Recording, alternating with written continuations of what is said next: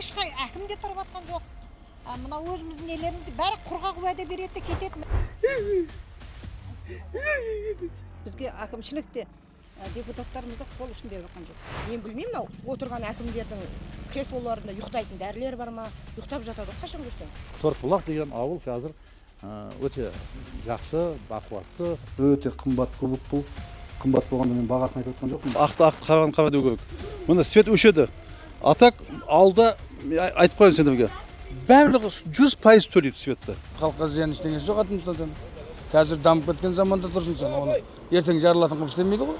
Жұрттың бәрі грамотный ғой. Бір атом электр станциясын салатын болса, 4 облысты қамтамасыз етеді екен. Мында акуланың тістері бар. Жақындап. Тістерінде? Әне, қызықтың күресі басталды.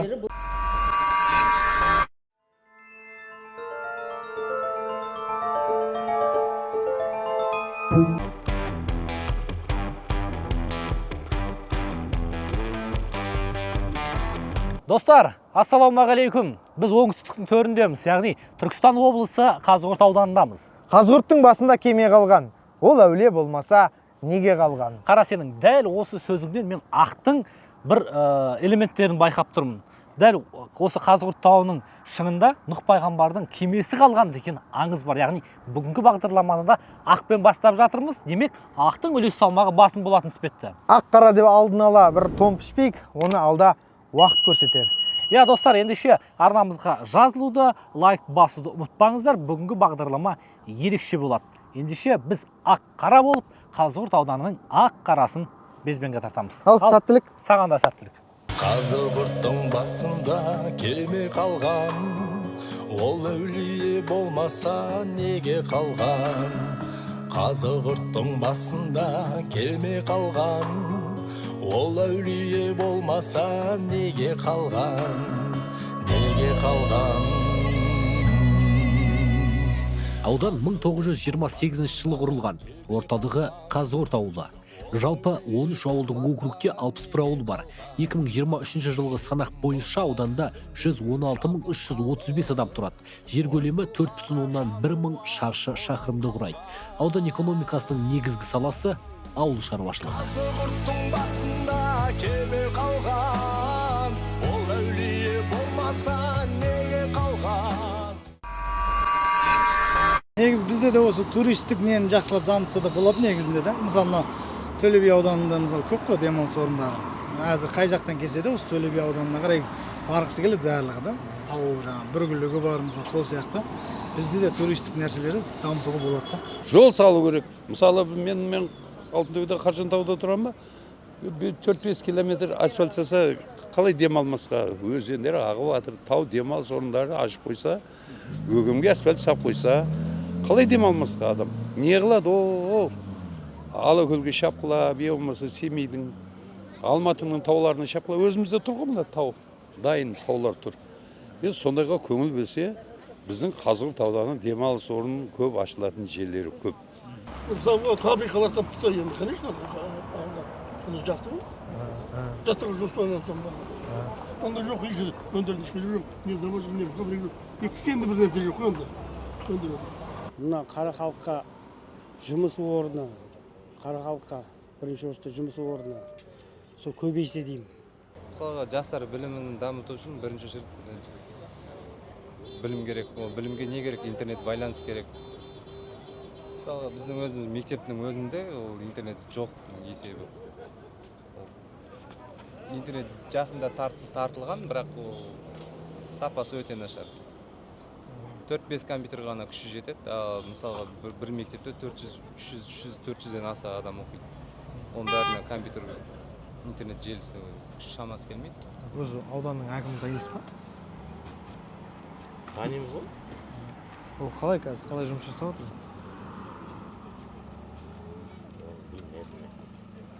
Жақсы. Енді қазір осы ауданда қандай бір мәселе бар?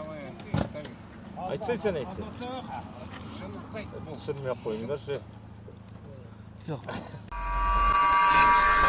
Түркістан облысының электр энергиясының тұтыну көлемі 330 мегаватты құрайды. Облысқа қажетті электр энергиясының 80%-дан астамы солтүстік көздерден Кегок акционерлік қоғамының 220 киловатт желісі арқылы жеткізіледі. Алайда қыс мезгілінде тұтыну көлемінің артуына байланысты электр энергиясына деген дефицит байқалады. Свет өшеді, ол мәселе бар. Ол біріншіден емес. Талай біз өзіміздің машинада ұйықтаған күндер болды. Бүкіл отоплениенің барлығы светпен жұмыс істейді. 3 күндеп, 4 күндеп свет, газ келмей қалады, свет келмей қалады. Кейде болады, машинада қонған күндерімізде болды, ауылдық кезде. Өңір халық санына республикада алғашқы орында. 2023 жылғы санақ бойынша 14 ауданда 2.119.063 адам тұрады. Сәйкесінше электр энергиясына сұраныс жоғары және жылдан жылға арта беретіні сөзсіз. Облыстағы энергияның негізгі көздері Кентау жылу электр орталығы және Шардара су электр станциясы. Ақты қараған қара деу керек. Мына свет өшеді. Атак ауылда айтып қояйын сендерге. Барлығы 100% төлейді светті. Светке төлемей жүрген адам жоқ ауылда. Жағдай бар да төлейді, жағдай жоқ та свет төлейді. Свет өшеді. Неге өшіп біздің құқығымызды бұзады? Нақ біздің құқығымызды бұзады. Сол свет, мен вообще наразымын светке. Дұрыс емес сол свет өшкен. Вообще өйтіп свет өшірмеу керек. Суоты воскресенье, именно суоты воскресенье өшіреді. Адам демалатын кезде, жаңағы үйде стилка душқа түсетін кезде өшіреді. Рас ол неме? Қорқатын ештеңе жоқ. Айтатын айту керек. Энергия тапшылығы Қазығұрт ауданында да барына қанық болдық. Жалпы Түркістан облысына электр энергиясының 80%-дан астамын Кегок жеткізсе, қалған қуатты, яғни 126 мегаватты Шардара су электр станциясы мен 12,5 мегаватты қуатты Кентау жылу электр орталығы толықтырады. Бұл ретте Шардара су электр станциясы негізгі жабдықтардың физикалық тозуы 5%, ал Кентаудағы көрсеткіш 84,5%-ді құрайды. Сол себептен өңірде жарықтың жиі өшуі байқалады. Аптасында 2 мәрте 3 мәрте өшіп жатыр. Қанша уақыт? Кейбір кезде 9-да өшеді, 10-да өшеді, 6-ға дейін өшіп тастайды. Мысалға поликлиника бар, ауылда амбулатория бар. Мысалға не бар, мектеп бар, басқа бар, қанша мекеме бар. Соның бәрі зардап шегеді ғой, свет өшкеннен кейін. Жел жоқ, дауыл жоқ, жаңбыр жауатқан жоқ, свет өшеді. Неге ондай? Біздің свет біздің құқығымызды бұзады, халықтың құқығын бұзбасын. Редакцияға келген толассыз хаттардың дені Қазығұрт ауданындағы жарықтандыру мәселесі төңірегінде. Арнайы сапармен барғанда да оған көз жеткіздік. Осы ретте республика көлемінде айтылып жатқан АЭС салу ісі тақырыбымызға тұздық болардай көрінді. Өйткені бұл бастама елдегі электр тапшылығы мен өзге мемлекеттерге жарыққа тәуелділікті жою үшін көтеріліп жатыр дейді ғалымдар. Мемлекет басшысы Қасым-Жомарт Кемелұлы еститін мемлекет тұжырымдамасынан таймай, ел үшін маңызы бар әрбір қадамда халықтың қолдауына сүйенім жасау қажетін айтты. Атом электр станциясын салуға қатысты барынша байыпты шешім қабылдау қажеттігін удай айтып келемін. Стратегиялық жоспарларды қоғамда кеңінен талқылау керек деп санаймын. Ел өміріндегі әрбір маңызды қадам жұртшылықпен бірлесіп жасалуға тиіс. Атом электр станциясы туралы референдумға қатысты да дәл солай болу керек. Былтыр мен бұл мәселе бойынша өз пікірімді айттым, яғни референдум тақырыбының қоғам талқысына түскеніне бір жыл болды. Бұл азаматтарымыздың жан-жақты ойланып, салмақты шешім қабылдауына жеткілікті мерзім деп ойлаймын. Сондықтан мен үкіметтің ұсынысын қолдаймын. Атом электр станциясын салу мәселесіне қатысты жалпы ұлттық референдум биылғы 6 қазанда өтеді. АЭС Қазақстандағы электр тапшылығын жоя ала ма? Ол Түркістан облысына қандай әсер етеді? Жоғарыда айтып өткендей, облыс қажетті электр энергиясының 80%-дан астамын Кегок акционерлік қоғамынан алып отыр. Кегок электр энергиясы жетіспеген жағдайда басқа елдерден, соның ішінде Ресей мен Қырғызстаннан импорттайды. Импорттың нақты пайызы жыл сайын өзгеріп отырады. 2023 жылдың қорытындысы бойынша Қазақстанның жалпы электр энергиясын тұтынуы 115 миллиард киловатт сағатқа жеткен. Оның 2,6 миллиард киловатт сағатын Ресейден, 0,3 миллиард киловатт сағатын Қырғызстаннан алып отырмыз. Бұл дегеніміз тұтынушылардың 4,9%-ын құрайды. Енді біреуге тәуелді болғаннан гөрі өзімізден шыққаны жақсы емес бұл. басқа елден жаңағы электр энергиясын алып тәуелді болып отырғаннан гөрі өзімізде болса сол жақсы. Мәселе жаңа айтып жатыр ғой, бір 15-20 жылда свет мәселесі қиындау болады деп жатыр. Завод, фабрика көп. Халық население жылдан жылға асып жатыр. Қазір 20 миллион, 21 миллион болдық қой енді. Халық көбейіп жатыр. Соған менің өзім жаман ақылым білмеймін. АЭС-те енді бүтін дүние жүзі жаңағы көріп жатыр, басқа қылып жатыр. Баяғыдай зиянды болмайды деп жатыр ғой енді. Жаңағы бір 7 қабат немесе сияқты жаңағы қазақшалап айтқанда басқаша қылып жатыр. Қазір оның зияндығы шықпайды сыртқа. Халыққа зияны жоқ деген әңгімені естіп отырмын да. Сол жағынан ойлағанда керек-ау деймін біздің Қазақстанға. Енді халық көбейіп жатыр. Свет, мысалы свет Өзбекстаннан алар екен, Россиядан алар екен. Соларға тәуелсіз болмай өзімізден шықса жақсы деп жатырмын. Негізі дүние жүзінде қанша электр станция қазір мысалы Францияда, Америкада, Қытайда, Россияда қанша жерде мына бір жерлерінде 30%-ға дейін жетіп қалған қазір. Ал енді біздің бір атом электр станциясын салатын болса 4 облысты қамтамасыз етеді екен. Ол кішкене ғана неменен. Ал енді біз келешегі 25 жылдан кейін уже бұл біздің анау тесттерге штраф салынады дейді. Сондай не шығып жатыр ғой. Ал ол салынса, ол тесттердің бәрін жапса, біз почти жаңағы электрсіз қалайын деп тұрмыз ғой. Бұл ел былай қарасаң, біз қорқып оны жарамайды, болмайды дей берсек, ол өмір бақи сонымен қалмаймыз ғой. Дүние жүзі демекші қазір әлемнің 32 елінде 440 энергия блоктар жұмыс істеп тұр. Тағы 54 реактордың құрылысы жүріп жатқан көрінеді. Энергияға тәуелді оқығасын қазір заманда. Нең бәрі электр энергия байланысты. Заводың да, анау отырған, мынау отырған бәрі энергия жетпеген екен болды. Энергия керек. Баяғыдай кереғаз жағып, шырақ жағып отырмайсың ғой. Дамып кеттің ғой қазір. Халыққа зиян ештеңесі жоқ атымыздан сен. Қазір дамып кеткен заманда тұрсың сен. Оны ертең жарылатын қылып істемейді ғой. Қазір жұрттың бәрі грамотный ғой. Негізі халық саны көбейіп жатыр ғой жылдан жылға.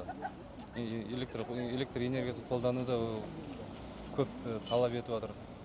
Көп ауыл аймақтарға свет жетпей жатыр, тоқ жүйесі. Зерттеймін, мына ғалымдардың лекцияларын тыңдаймын.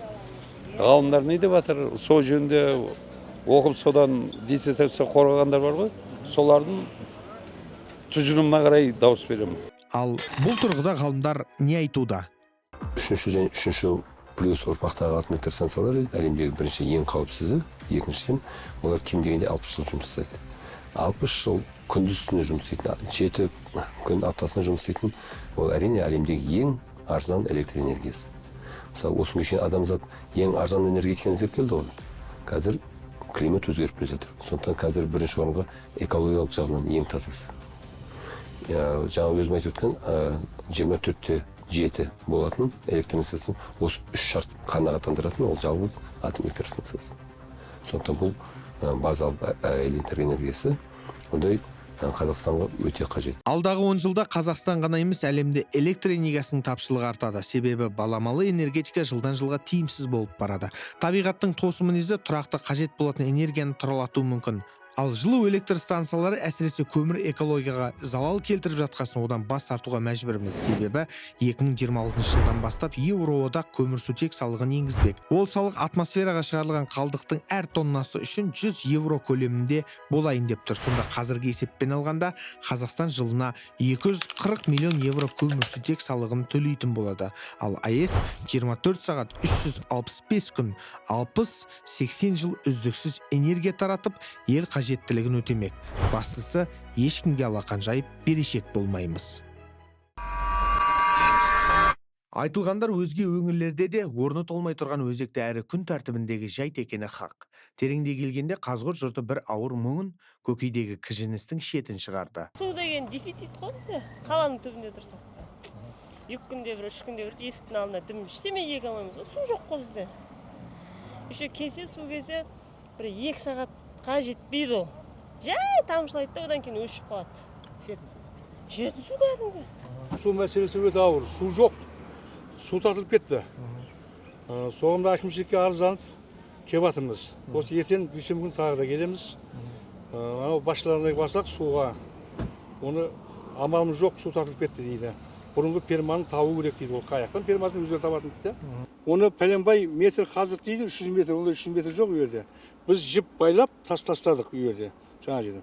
Үй жерде 120 метр тас тиіп қалды. Арғай 300 метр өтірік оның бәрі. Жалған ақпарат. Ауданда екінің бірі жеткізген мәселе ауыз су болды.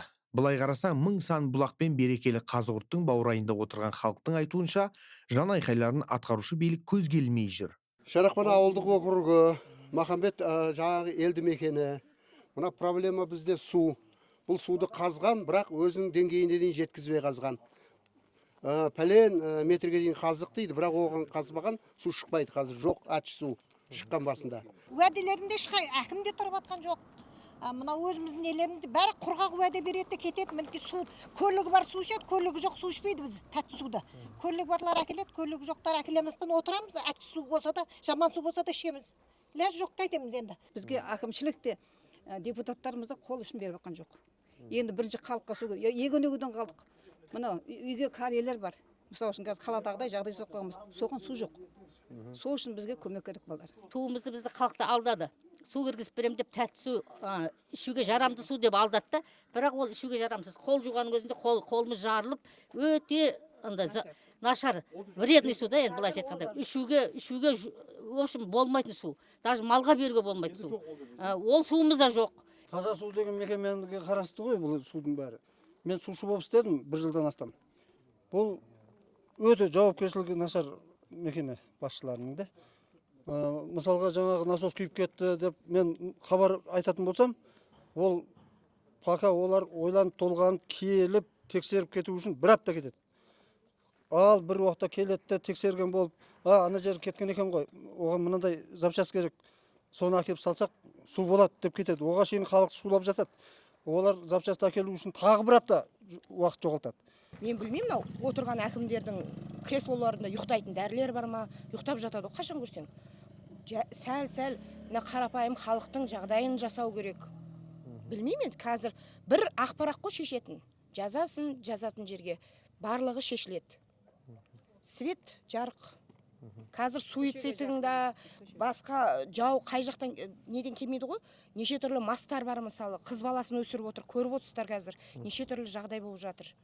Свет пен суды неғып берсін, қолға алсын. Жағдайымыз сұрап, не болып атсындар, халықтар не істеп атсындар деген әкімді көрген жоқпыз. Әкім ешқандай, әкім бізге хабарымызды алған емес. Аудан әкімі келмеді. Аудан әкімі деген танымаймыз да, көрген де емес. Керек десең ауылдың әкімі де келмейді. Су бар ауылда біздің ауыл. Себебі барлық тұрба жүрілген, қамтамасыз етілген, скважина қазылған, үлкен су қоймасын сақ қойған. Бірақ ол су қоймада су жоқ. Құрғап жатыр ол. Осы Махамбет ауылымыз суында істеймін, қарауылмын. Суды жіберемін. Қазір бір неде емкістер су тартылып кеткен. Су аққұмнан шыққан негіз. Екінші емкістер салды насос, жаңа насос. Скважинаға дейсіз? Скважинаға. Соны 2 күн жауып, 1 күн жіберемін суды қазір. Өйткені күнделікті су жоқ бізде. Су жетпейді халыққа. Енді басшылықтарыңызға айтып жатсыз ба? Басшылыққа айтылды. Олар не деп жатыр? Басшылық келіп, жаңа насос салып берді. Ол неге, скважинаға. Су тартылып кеткені ауылдың кісілеріне айтып, ескерттеді, көрсеттеді. Су тартылып кеткен, ошым, қазылған жерде. Аққұмнан шыққан су. Ол келіп жатқан судың сапасы өте нашар деп жатыр ғой. Сапасы енді бүкіл халық біледі ғой сапасы қандай екен. Ащы су. Әкімшілігімізде ешкім депутат та, ойбай депутат та, мен қарық қылам, барлығын, ойбай барлық жағдайларын 5 қылам деген ешкім депутат та қылмайды, хабар алмайды. Сенде әкім де хабар алмайды бізден су ішесіңдер ма, ішіп атсыңдар ма, ішпей атсыңдар ма деген нәрсе жоқ бұл халықтың. Халықпан адам болып отқанмен жұмысы жоқ әкімнің. Еліміз. Общий қараусыз қалдық біз шынын айтқанда бар ғой. Біреулер келіпті де сөріп тексеріп жатыр екен. Осында журналистер келген, бәрін тексерген. Енді қазір мен сіздерге мынаны ішпейтін дәлдеп берейін депті. Үйінен атын жетектеп кепті да, ана суын құйыпты да, атын ары ішкізеді, ішпейді, бері ішкізеді, ішкізбейді. Анерден келестен алып кепті 2 шелек суды. 2 шелек суды қойып қойдым дейді, атым 2 шелек суды ішті дейді.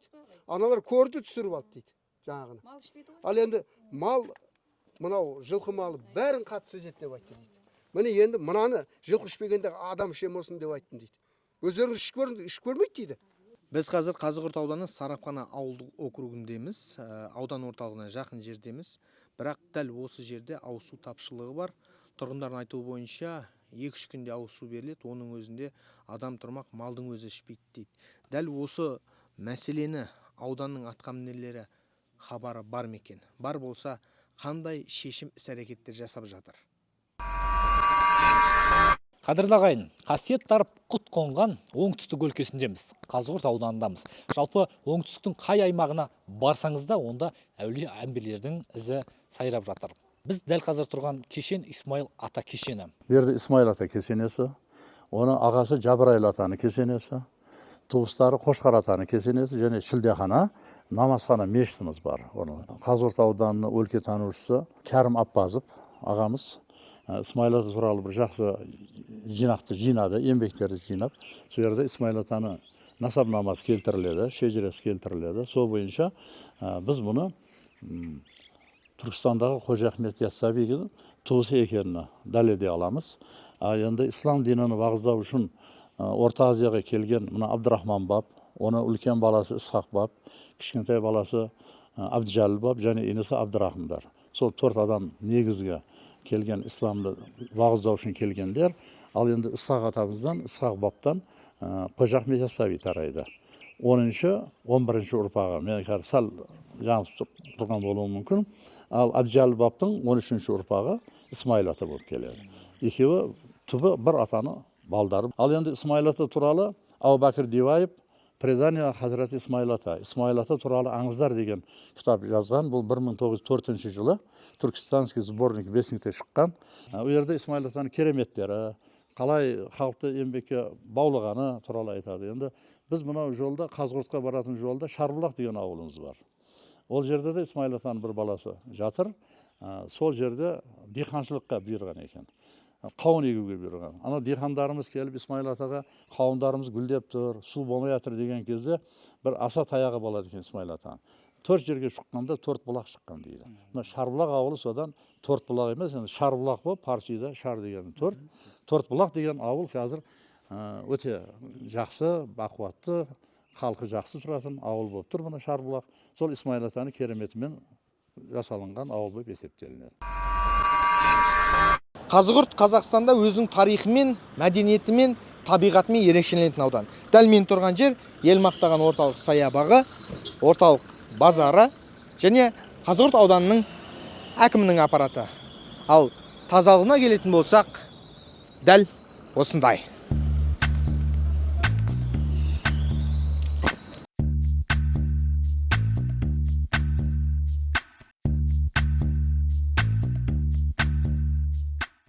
Проблема бар. Біздің көшемізден арық өткен да. Ол арықты білмеймін, не істеу керек өкімет. Өйткені әр көктемде су тасиды ол жерден. Үйдің бәрі суға кетеді. Біз сол жерден қорқып отырамыз. Халық сол көшеде тұратын бәрі қорқып, арығы бар көшелердің бәрі қорқып отырады. Өйткені ол жердің іші мусорға, шөп шалаңға тола. Сосын су басады, су тасиды. Үйдің бәрі су алады. Оны білмеймін, ешкім одан кейін әркім өз зорға күн көріп отқан халық оған тағы да ремонт жасайды. Жылда сол ғой. Көктем басталғаннан бастап су тасиды.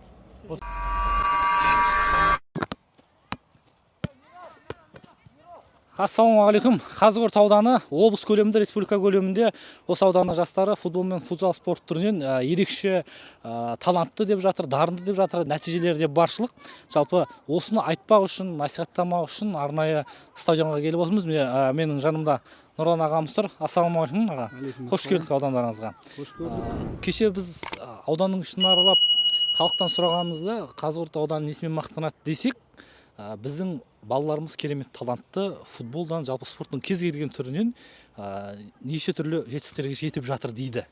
Соны өзіңіз тарқатып айтып берсеңіз. Жалпы бұл мектеп қашан құрылды, қандай жетістіктерге жетті, тағысын тағы?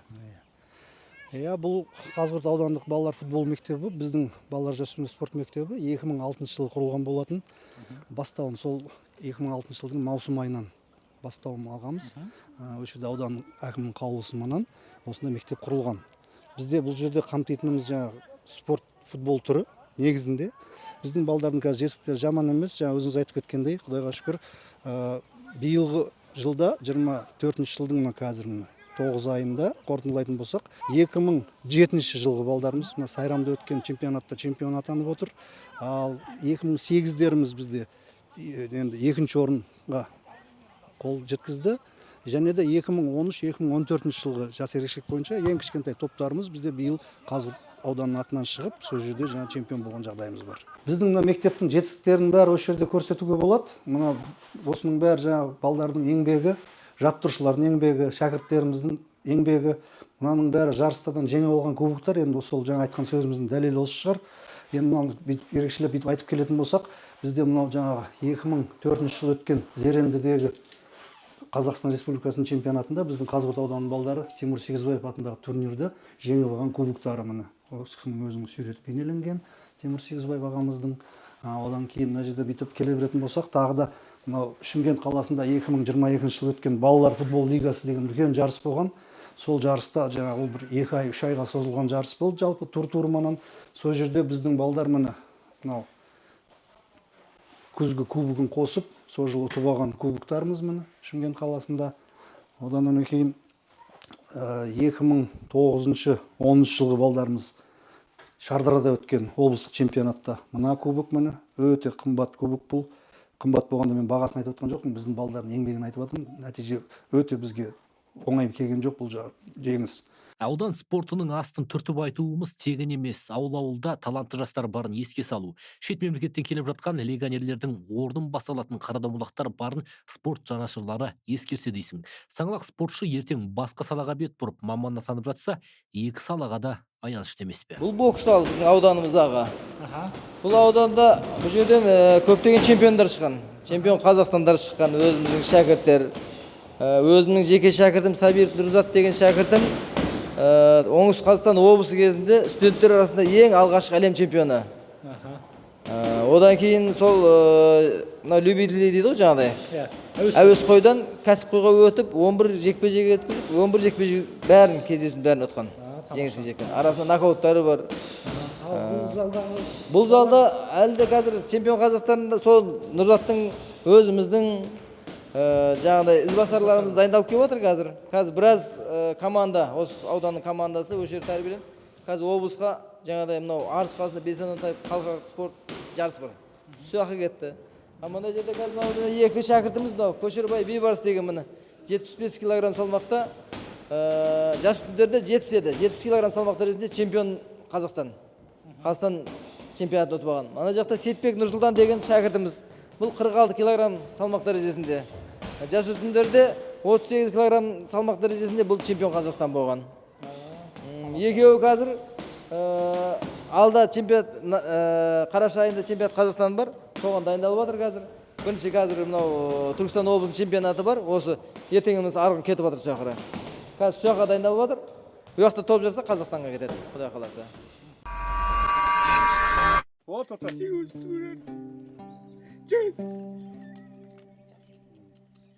Ел ішінде жүргесін түрлі мәселеге кез боламыз. Салда-жалда бір отандастың мәселесін оңтайландырсақ, бір борышымыздың орындалғаны. Нұрлыбек Барпиев 4 рет жүрек талмасына ұшырап, жүріп тұрудан қалған. Бұған дейін Аққалатты Абзалжандар ағамызды 2-ші топ мүгедектігі деп танытты. Осы жылдан бастап мүгедектік санатын 3-ші топқа түсіріп, жұмысқа жарамды деген сараптама тағайындаған. Бірақ өзі де, туыстары да жұмысқа жарамсыздығын алға тартып отыр. Бұл мәселе бойынша да біз облыстық денсаулық сақтау басқармасына хат жолдаймыз.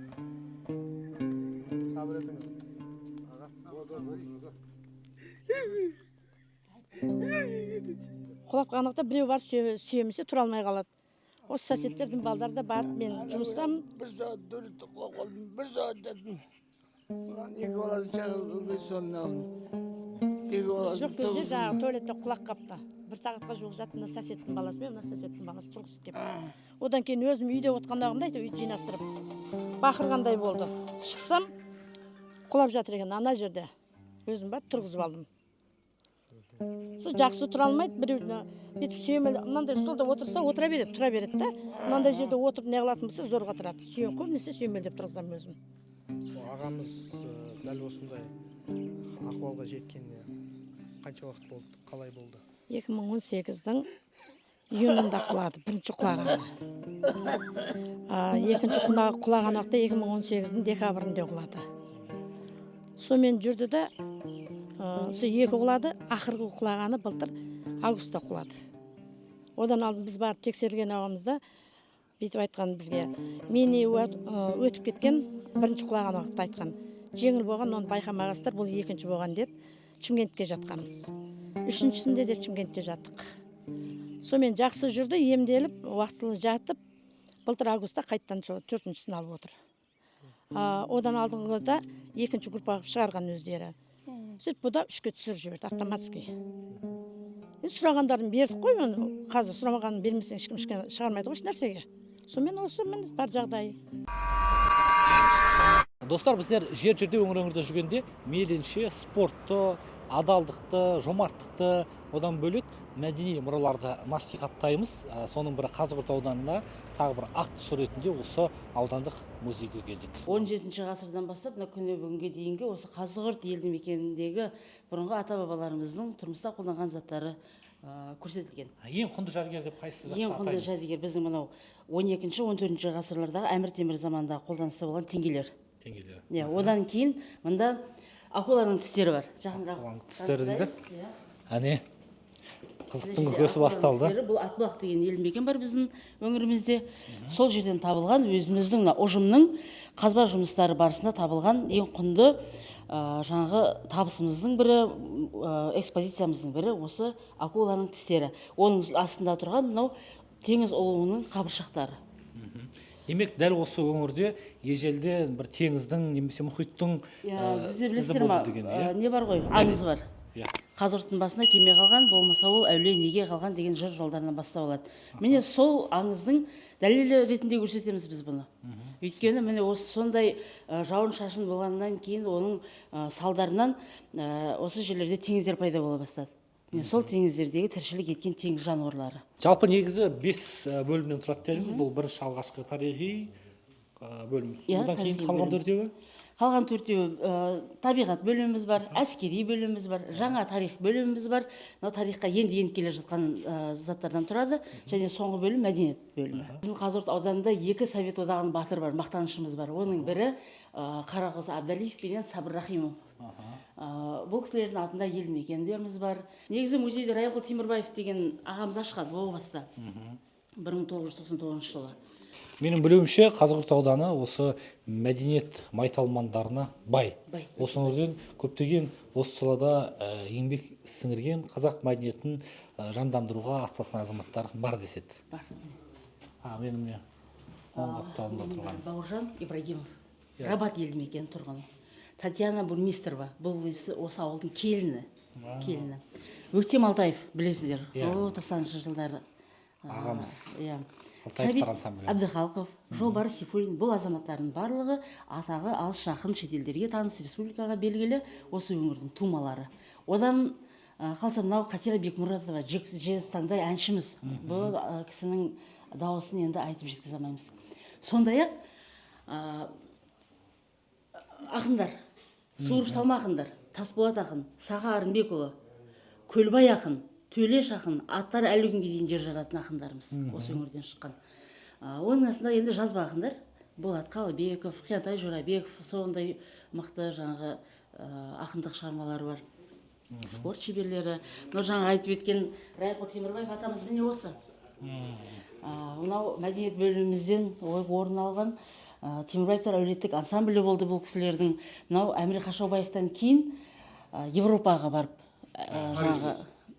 Парижге, Париж қаласына барып, концерт қойып қайтқан екінші ансамбль осы кісілер. Реті келгенде айту керек, талай құнды жәдігерлерді қорына жиған Қазығұрт музейінің ғимараты атағы алысқа жеткен іргелі ауданға жараспай тұр. 25 жыл бұрын салынған ғимарат ескіре бастаған. Бұл сынды Қазығұрт жанашырлары мен жергілікті атқарушы орган жылы қабылдап, жедел шешім шығарар деген ойдамыз. Өгем музейін бері аударамыз деген мен естілгелі де Сарағаш мына Қазығұрт аудандары суландырады делінгенде, бірақ әлі суды бері қарай аударған жоқ, ол Өзбекстанға кетіп жатыр. Мына өзіміздің территорияда жатқан өгем суы не деген су?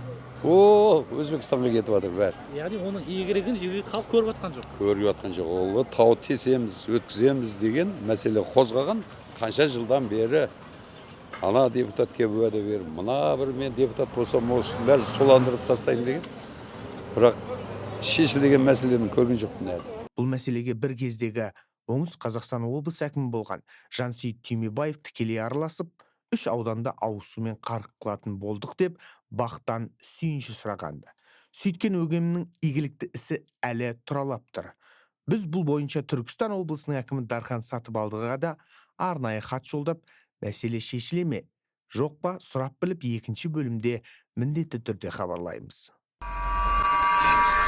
Достар, Ақбура әулие кесенесі жайлы естіп едіңіздер. Бұл Қазығұрт тауының баурайындағы тарихи нысан. Аңыз әңгімелерге сүйенсек, Ақбура әулие Құл Қожа Ахмет Яссауи, яғни Әзірет Сұлтанды ерекше құрмет тұтқан. Таң намазың 2 ракат сүннетін осы жерде оқса, 2 ракат фарызды Әзірет Сұлтан мешітінде оққан деседі. Ендеше Қазығұрт ауданының тағы бір ақ тұсы Ақбура әулие кесенесіне қош келдіңіздер. Мен Ақбураның өміріне білгенді айтып берейін. Оның шын аты Ақберді болған. Ол енді түйемен ұшып баратын болған ғой. Содан қазір Ақбура келеді деп, жағы Түркістанда күткен оны да, Ақбурамен ұшып келеді. Содан аты Ақбура болып кеткен аңыз болды да. Бізде Алпамыс батырды не деген, отқа санса батпайды, суға санса жанбайды деген ғой. Сондай адам болған да. Мына Үкаш сахабаны қылыш кеспейтін болған ғой. Оны бамдат намазында басын сәждеге қойғанды кесіп алған. Ол енді мына Ақбура кайт түйемен ұшты дейді ғой. Ол түйеге сен де мен де сен дейді екен да. Түйемен сөйтіп ұшқанда оймен. Сонда біздің миымызға қандай ақпарат кірсе, біз сол екенбіз. Егер миымызға теріс ақпарат тығып алсақ, біз солмыз да. Мына сәждеде басыңды ұзақ ұстасаң, біздің миымызға қан кіреді да, миымыз басының арқасында. Сол кезде қандай сөзді қайталай берсең, дауыстап қайталасаң тезірек кіреді екен да. Бұрын сахабалар дауыстап дұға тілеген ғой. Сонда миымызға қандай ақпарат кіріп кетсе, сол екенбіз. Мынау спортсмендер не дейді? Мына тас ұрып сындырам дейді, тас ұрып сындырады. Сонда Ақбура бабамыз мен сол түйемен ұша алам деп, соны қайта айтқанда, сол түйемен ұшқан.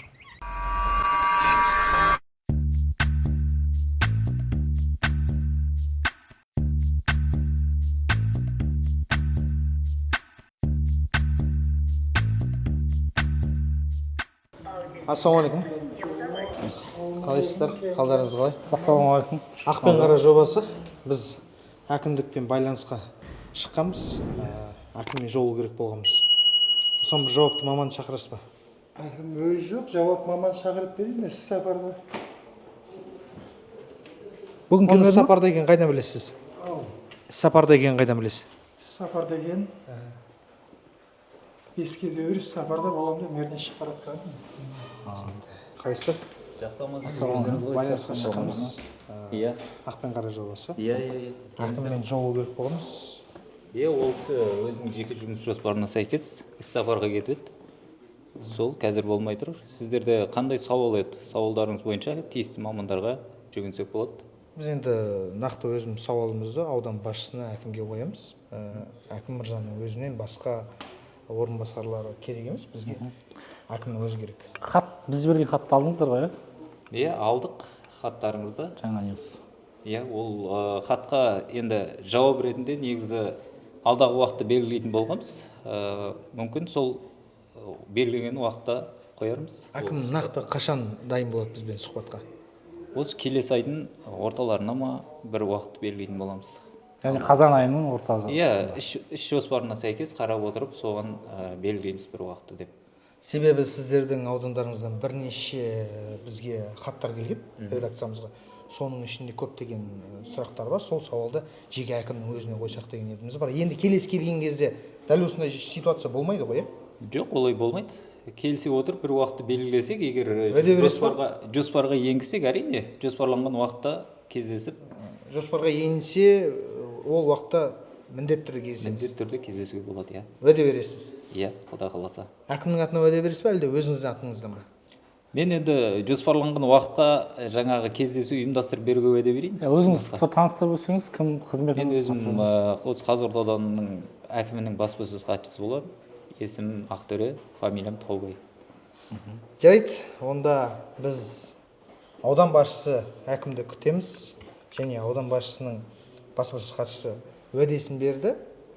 Қаншалықты бұл аудан әкімі және әкімнің қызметкерлері уәдесінде тұрады? Сізбен біз бірге көретін боламыз. Қымбатты көрермен, ақ пен қара межелі бір сәтке де келіп жетті десе де бұл бағдарламаның соңы емес. Жаңа ғана баспасөз қызметшісі айтты ғой, тағы бір күнге әкімді белгілейміз, сол күні сіздерді міндетті түрде қабылдайды деп айтты. Келесі келген сапарымызда да әкімі қабылдаймын деп іс сапарға кетпейді деген үміттеміз, және біздің сауалдарымызға жауап беріп, нақты шешімдер қабылдайды деген үміттеміз. Осымен бүгінгі біздің бағдарлама тамам. Келесі кездескенше келі Қазығұрт. Бүгінгі бағдарламада көтерілген және көрсетілген мәселе халық жанайқайының бір бөлігі ғана. Мәселені тікелей аудан басшысы шешетін болғандықтан, оны жалпақ жұртқа жарияламауды жөн көрдік. Уәде бойынша әкіммен жүздесіп, тұрғындар мұңын бірге тыңдаймыз. Қайталап айтам, уәде бойынша. Сол себепті негізгі бөлім алдағы шығарылымда.